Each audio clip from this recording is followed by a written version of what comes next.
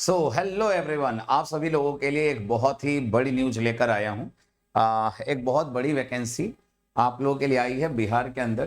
तो जैसा आप लोगों को पता है कि इंजीनियर्स के लिए जो है अभी वैकेंसीज वगैरह निकल रही हैं, ठीक है ना। उसी बीच बिहार में एक बहुत बड़ी खबर ये आ रही है कि 1900 से ज़्यादा वैकेंसी अभी निकली हुई है। बट ये जो वैकेंसी है ना, ये अभी आपका कॉन्ट्रेक्चुअल बेसिस पे, मैं आपको बता दूं, ये कॉन्ट्रेक्चुअल बेसिस की वैकेंसी है। और अगर मैं बात करना चाहूँ, ये वैकेंसी आपके लिए बहुत यूजफुल भी होगा, जो बच्चे अभी तैयारी भी कर रहे हैं और चाहते हैं कि यार थोड़ा मतलब अर्निंग भी हो जाए और कहीं से जॉब करके एक छोटा सा एक्सपीरियंस भी काउंट हो जाए। तो ये कॉन्ट्रेक्चुअल वैकेंसी और काफ़ी अच्छी सैलरी भी है और बेहतरीन है। आई थिंक चलिए देखते हैं, सीधे चलते हैं, ठीक है।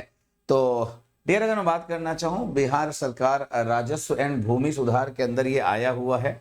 राजस्व एवं भूमि सुधार के अंदर ये वैकेंसी आया हुआ है, आप देख सकते हो, बाकायदे लिखा हुआ है, ठीक है ना। इसके अंतर्गत रिक्त पद पर नियोजन हेतु विज्ञापन यह जारी किया गया है। यहाँ लिखा हुआ है मानदेय आधारित संविदा पदनाम जो है आपका, वह है विशेष सर्वेक्षण अमीन। विशेष सर्वेक्षण अमीन के लिए वैकेंसी आई है और विज्ञापन संख्या है 3/2022। कुल रिक्तियां हैं 1944, ठीक है ना। 1944 मतलब 1900 से ज्यादा वैकेंसी है। अगर आप फॉर्म फिलअप करना चाहो तो आप इसको कर सकते हो। ये कॉन्ट्रैक्ट बेसिस का जॉब है, आप इसको फिल कर सकते हो। आई थिंक 1 साल का कॉन्ट्रैक्ट है। अब कॉन्ट्रैक्चुअल बेसिस के जॉब में क्या होता है कि जैसे ही कॉन्ट्रैक्ट खत्म होता है तो हो सकता है वो उनके कॉन्ट्रैक्ट को और इंक्रीज कर दें, ठीक है ना। तो कॉन्ट्रैक्चुअल बेसिस जॉब में वो उनके ऊपर डिपेंड होता है, मिनिमम 1 साल का तो होगा ही, ठीक है ना। और उसके ऊपर वो आपका इंक्रीज कर भी सकते हैं, नहीं भी कर सकते हैं, ठीक है ना। बट ये फायदेमंद है क्योंकि अगर किसी को अभी जैसे प्रिपरेशन करने के दौरान कुछ यार जॉब वगैरह करना है, ठीक है ना, और कुछ एक्सपीरियंस वगैरह चाहिए, तो उसके लिए बेहतरीन है आई थिंक, ठीक है ना। तो ये आया हूँ 1944 का।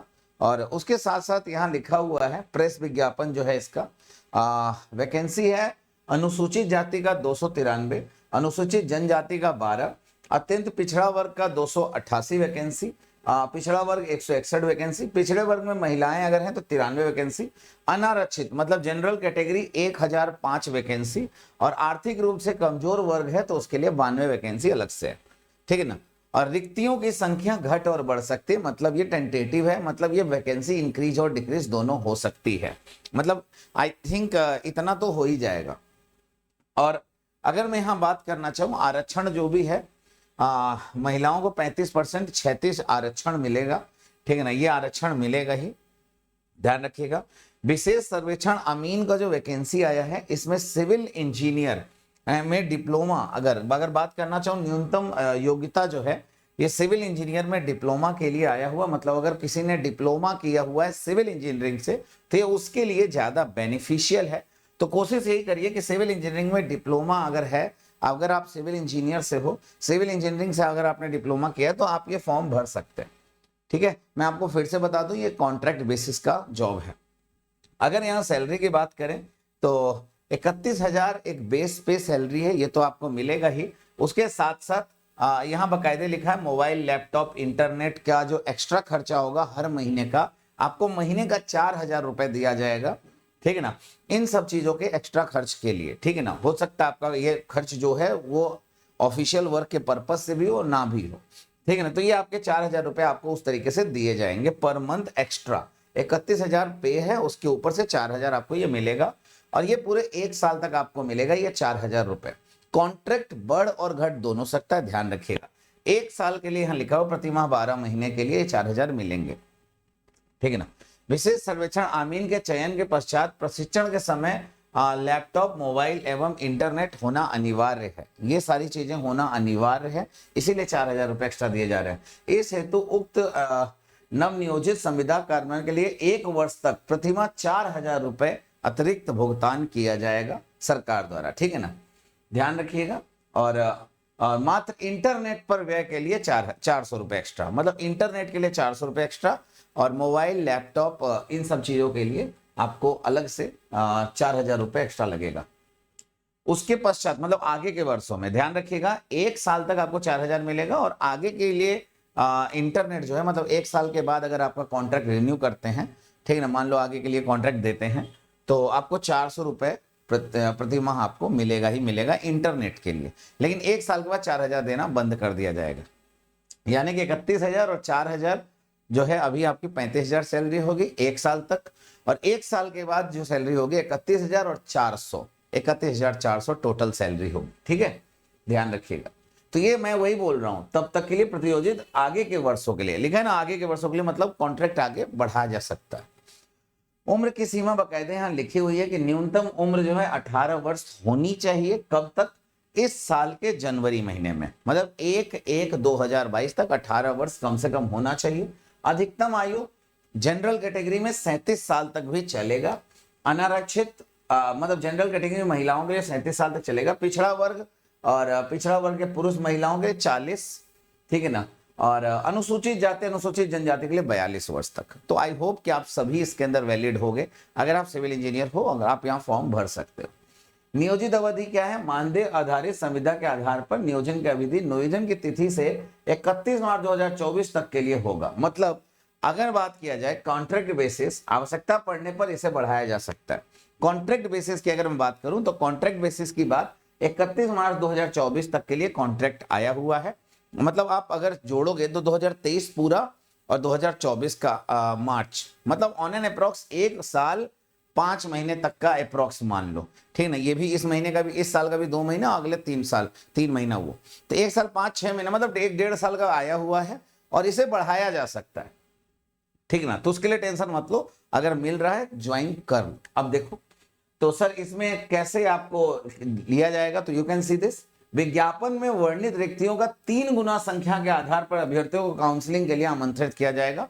जितनी भी है 1944 है, मान लो 2000 है, तो उसका 3 गुना मतलब 6000 लोगों को आमंत्रित किया जाएगा, ठीक ना। रिक्त पद पर चयन के लिए शेष काउंसलिंग की सूची प्रतिरक्षा सूची के रूप में मान्य की जाएगी, ठीक ना, और पैनल बैठाया जाएगा। तब तक के लिए सारी चीजें। अब चयन प्रक्रिया में क्या है, मैट्रिक एवं डिप्लोमा में प्राप्त प्रतिशत जो भी आपकी परसेंटेज है, ठीक ना, ये बीटेक वालों के लिए नहीं है, डिप्लोमा वालों के लिए ओनली है। ध्यान रखें, मैं फिर से बोल रहा हूं, ये बीटेक वालों के लिए नहीं है, ओनली डिप्लोमा वालों के लिए। मैट्रिक एवं डिप्लोमा में प्राप्त प्रतिशत के आधार पर मैट्रिक के लिए अधिकतम 10 अंक का वेटेज एवं डिप्लोमा ITI में अधिकतम 90 अंक का वेटेज आधार पर मेधा सूची में नियमित किया जाएगा। 10 अंक होगा मैट्रिक का, 10 मार्क्स ऑन मैट्रिक मतलब 10th रिजल्ट, एंड 90% जो होगा, 90 मार्क्स जो होगा आपका जो डिप्लोमा हो या ITI बेसिस पे है उस पे आपको मिलेगा। अब ये कैसे मिलेगा, इसमें निम्न उदाहरण से समझाया जाएगा कि यदि किसी अभ्यर्थी को मैट्रिक में 80% मिला है, मतलब अगर आपका मान लीजिए 80% है 10th के उसमें 10th में, एवं डिप्लोमा में 70% है, ठीक है ना, मान लो 80% आपका 10th में और डिप्लोमा में आपका 70% है, तो ऐसी स्थिति में 80 का आप कितना निकालोगे, 10%, 80 का 10%, मतलब जो 10th का रिजल्ट है उसका 10%, और जो डिप्लोमा का रिजल्ट है, जितना डिप्लोमा परसेंटेज है उसका 90% निकालो और दोनों को जोड़ दो। इस आधार पर बुलाया जाएगा, कोई एग्जाम नहीं है, ठीक है ना। 80% का 10% मतलब 8 नंबर, और डिप्लोमा में 70% था तो उसका 90% निकालोगे, 70 का 90% 63, 63 और 8 टोटल मिला के 71 हुआ, ठीक ना। तो अब 100 में 71 इस तरीके से बनेगा। तो आप भी अपना मार्क्स निकाल सकते हो कि आपके 100 में कितने आ रहे हैं, ठीक है ना। अगर आपका भी आ रहा है 70, 65, 70 प्लस, तो आप भर दो, मेरा मानना आप कर दो फिर, ठीक है ना। जैसे मान लो किसी के 10th में भी 80 हैं, है ना, और डिप्लोमा में भी 80 हैं, या 10th में 85, 86 है, मान लो दोनों में 80 है, तो 8 नंबर यहाँ से और 72 नंबर वहां से, टोटल 80 हो गया उसका, समझ रहे हो। तो ऐसे करके आप कर सकते हो ये सारी चीजें ना। ऑनलाइन आवेदन दिनांक जो है 27/9/2022, मतलब इस महीने की 27 तारीख, ठीक है ना, इसे स्टार्ट होकर अगले महीने की 21 तारीख तक 21/10/2022 के अपराह्न दिन के 12 बजे तक स्वीकार होगा।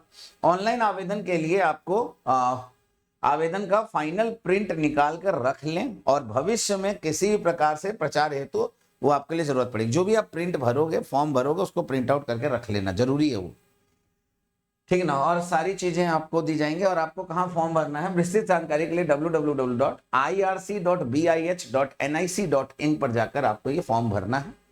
www.irc.bis.nic.in पर जाकर लॉगिन करने के बाद आपको लिंक मिलेगा।